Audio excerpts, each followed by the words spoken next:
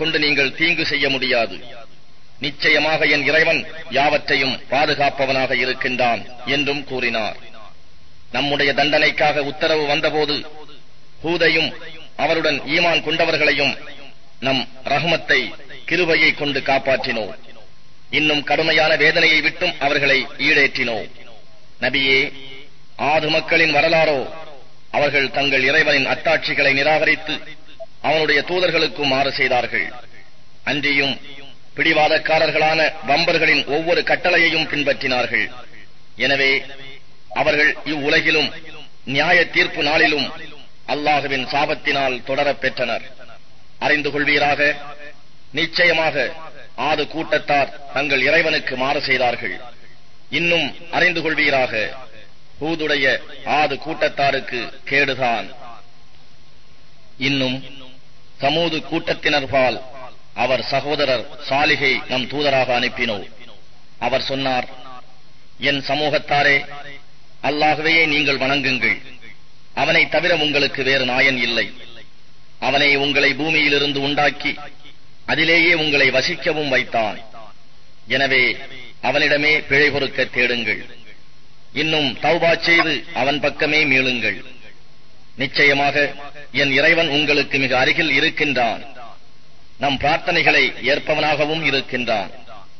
அதற்கு அவர்கள், சாலிஹே, இதற்கு முன்னரெல்லாம் நீர் எங்களிடையே நம்பிக்கைக்கு உரியவராக இருந்தீர்.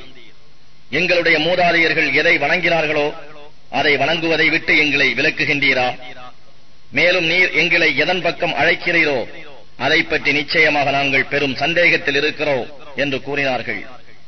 என் சமூகத்தாரே, நீங்கள் கவனித்தீர்களா? நான் என் இறைவனிடத்திலிருந்து தெளிவான அத்தாட்சியை பெற்றிருக்க, அவன் தன்னிடம் இருந்து எனக்கு அருளும் வழங்கியிருக்க, நான் அவனுக்கு மாறு செய்தால் அல்லாஹ்வை விட்டும் எனக்கு உதவி செய்பவர் யார்? நீங்களோ எனக்கு இழப்பை தவிர வேறு எதையும் அதிகமாக்கிவிட மாட்டீர்கள் என்று அவர் கூறினார். அன்றியும் என் சமூகத்தாரே, உங்களுக்கு ஒரு அத்தாட்சியாக இதோ, இது அல்லாஹ்வுடைய ஒரு பெண் ஒட்டகம். ஆகவே அல்லாஹ்வின் பூமியில் எதேச்சையாக அதை மேய விட்டு விடுங்கள். எந்த விதமான தீங்கும் செய்ய கருதி அதை தீண்டாதீர்கள். அப்படி நீங்கள் செய்தால் அதி சீக்கிரத்தில் உங்களை வேதனை பிடித்துக் கொள்ளும் என்றும் கூறினார். ஆனால் அவர்கள் அதன் குதிங்கால் நரம்பை துண்டித்து விட்டார்கள். ஆகவே அவர் அம்மக்களிடம், நீங்கள் உங்களுடைய வீடுகளில் 3 நாள்களுக்கு சுகம் அனுபவியுங்கள், பின்னர் உங்களுக்கு அழிவு வந்துவிடும். இது பொய்ப்பிக்க முடியாத வாக்குறுதியாகும் என்று கூறினார். அவ்வாறே நம்முடைய கட்டளை வந்தபோது நாம் சாலிகையும் அவருடன் ஈமான் கொண்டவர்களையும் நம்முடைய அருளினால் அந்நாளில் இழிவிலிருந்து காப்பாற்றிவிட்டோம். நபியே, நிச்சயமாக உம்முடைய இறைவன் வல்லமை மிக்கவனாகவும் யாவரையும் மிகைத்தவனாகவும் இருக்கின்றான். அநியாயம் செய்து கொண்டிருந்தவர்களை பயங்கரமான பேரிடி முழக்கம் பீடித்துக் கொண்டது. அதனால் அவர்கள் காலையில் தங்கள் வீடுகளிலேயே அழிந்து போய் கிடந்தனர்.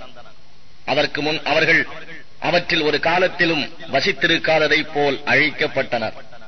நிச்சயமாக சமூது கூட்டத்தினர் தங்கள் இறைவனை நிராகரித்தனர். அறிந்து கொள்வீர்களாக, சமூது கூட்டத்தினருக்கு நாசம்தான்.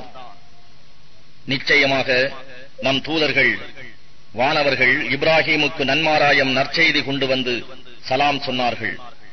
இப்ராஹீமும் பதிலுக்கு வஸ்ஸலாம் என்று சொன்னார். அதன் பின்னர் அவர்கள் உண்பதற்காக சுட்ட கன்றின் இறைச்சியை கொண்டு வருவதில் தாமதிக்கவில்லை. ஆனால் அவர்களுடைய கைகள் அதன் உணவின் பக்கம் செல்லாததைக் கண்டு அவர் அவர்களை பற்றி ஐயப்பட்டார். அவர்கள் மீது அவருக்கு பயமும் ஏற்பட்டு விட்டது. ஆனால் அவர்களோ அவரை பார்த்து, பயப்படாதீர், நிச்சயமாக நாங்கள் லூத்துடைய சமூகத்தார்பால் அனுப்பப்பட்டிருக்கிறோம் என்று கூறினார்கள். அப்போது அவருடைய மனைவியும் அங்கு நின்று கொண்டிருந்தார். இன்னும் அவர் சிரித்தார். அவருக்கு நாம் இஸ்ஹாக்கை பற்றியும் அவருக்கு பின் யாக்கூபை பற்றியும் நன்மாராயம் கூறினோம். அதற்கு அவர் கூறினார், ஆ கைசேதமே, நான் முதியவளாகவும் இதோ என் கணவர் முதியவராகவும் இருக்கும் நிலையில் நான் குழந்தை பெறுவேனா? நிச்சயமாக இது ஆச்சரியமான விஷயம்தான். அதற்கு அவர்கள், அல்லாஹ்வின் கட்டளையை பற்றி ஆச்சரியப்படுகிறீரா? அல்லாஹ்வின் ரஹ்மத்தும் அவனுடைய பரக்கத்தும் அருளும் பாக்கியமும் இவ்வீட்டில் உள்ள உங்கள் மீது உண்டாவதாக. நிச்சயமாக அவன் புகழுடையவனாகவும் மகிமை வாய்ந்தவனாகவும் இருக்கின்றான் என்று பதிலளித்தார்கள். இது கேட்டு இப்ராஹீமை விட்டு பயம் நீங்கி நன்மாராயம் அவருக்கு வந்ததும் லூத்துடைய சமூகத்தாரை பற்றி நம்மிடம் வாதிடலானார். நிச்சயமாக இப்ராஹீம் சகிப்புத்தன்மை உடையவராகவும் இளகிய மனம் கொண்டவராகவும் எதற்கும் இறைவன் பக்கம் முகம் திருப்புபவராகவும் இருந்தார். இப்ராஹீமே, அம்மக்கள் மீது கொண்ட இரக்கத்தால் இதை பற்றி வாதிடாது இவ்விஷயத்தை நீர் புறக்கணியும். ஏனெனில் உம்முடைய இறைவனின் கட்டளை நிச்சயமாக வந்துவிட்டது. மேலும் அவர்களுக்கு தவிர்க்க முடியாத வேதனை நிச்சயமாக வரக்கூடியதேயாகும். நம் தூதர்களான வானவர்கள் லூத்திடம் வந்தபோது தம் மக்களுக்காக அவர் பெரிதும் விசனமடைந்தார். அதன் காரணமாக உள்ளம் சுருங்கியவராக இது நெருக்கடிமிக்க நாளாகும் என்று கூறினார்.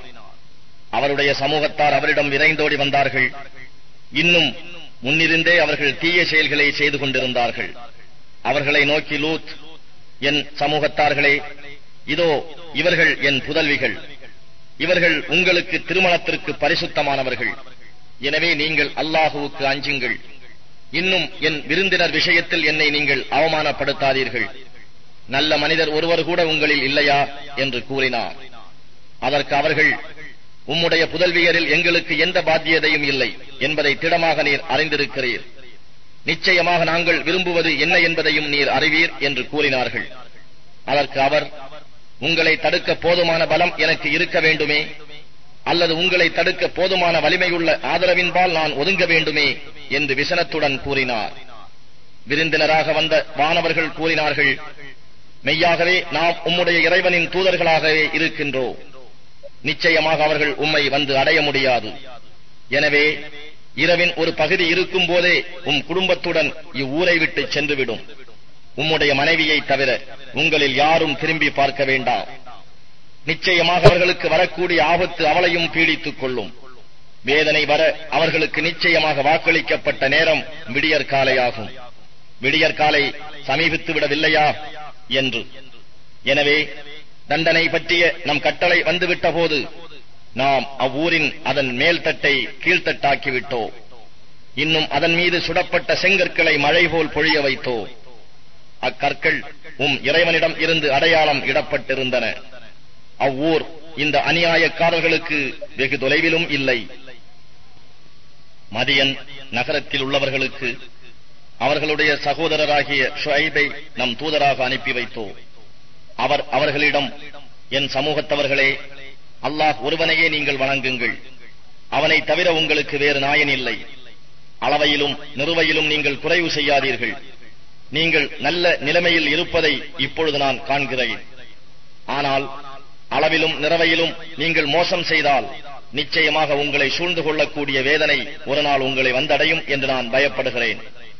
என் சமூகத்தவர்களே, அளவையிலும் நிறுவையிலும் நீதியை கொண்டு நீங்கள் பூர்த்தி செய்யுங்கள். மக்களுக்கு கொடுக்க வேண்டிய அவர்களுடைய பொருட்களை குறைத்து விடாதீர்கள். பூமியில் விஷமம் செய்து கொண்டு வரம்பு மீறி அலையாதீர்கள்.